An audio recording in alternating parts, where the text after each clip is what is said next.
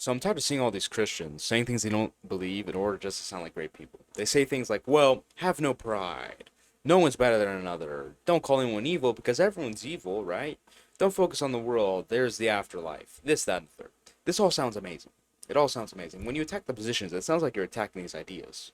But that's not necessarily what I'm attacking here. I'm attacking the lack of nuance, the non sequiturs, these things that are used to cover inept actions.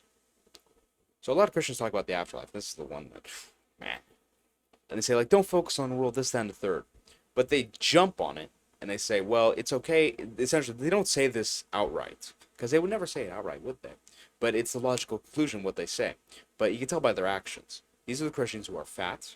These are Christians who are financially illiterate. This, that, and the third. They say, well, the afterlife is all that matters. And think about that logic. If the afterlife is all that matters and nothing else is important, then it doesn't really matter if you eat McDonald's all day, does it? It doesn't matter if you don't work out or exercise. It doesn't matter if you're broke. It doesn't matter. Well, why strive for anything better? Because the afterlife, right? The more nuanced position here, and the position I take is that I'm not denying the importance of the afterlife. The afterlife is the most important thing. What's the verse? What does a man gain if he loses his soul? Why gain the world if you can lose your soul? Something like that. Yes, the afterlife is the most important thing, and we should apply that to how we live our lives. We shouldn't sell our souls, sell our afterlives in order to have success on this world.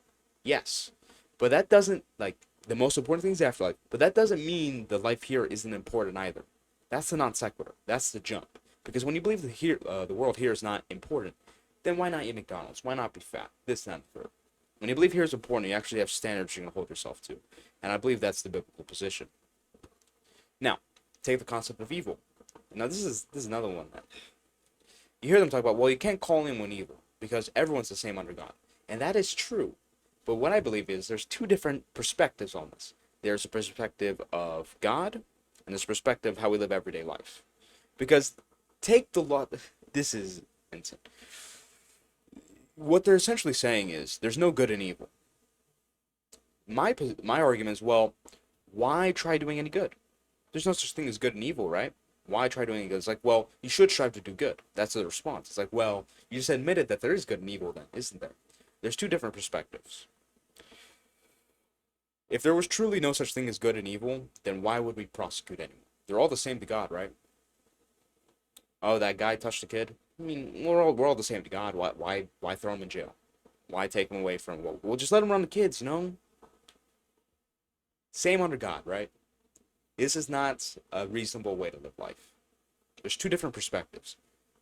The perspective that we're all the same to God is true, but there's also another perspective you have to take, or else you're going to end up with these logical absurdities.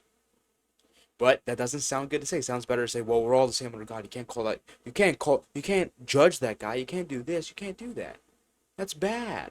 It's like, well, yeah, it sounds good, but it's not reality. Now, enough of soapbox Christianity. Because these people who espout these views don't even believe them. Because, like I said, you go to the extent, you start like, okay, well, you believe this, so let's, bread trail it. They don't agree with the bread trail, but they just say this part because it sounds good. Enough of this. And enough of using the soapbox Christianity in order to hide the fact that, look, because these people, man, they're fat, they eat McDonald's all day. They're like, well, the afterlife. No, that's just an excuse to hide the fact. Because it's actually a despicable position when you think about it. Because the reality is a lot of them don't actually, like I said, believe what they're saying. They're just using it to hide, well, I eat McDonald's all day, that's bad, but the afterlife. They use it as an excuse. You shouldn't be using these things as excuses. You need to take nuanced positions, because the world is not black or white, it's gray.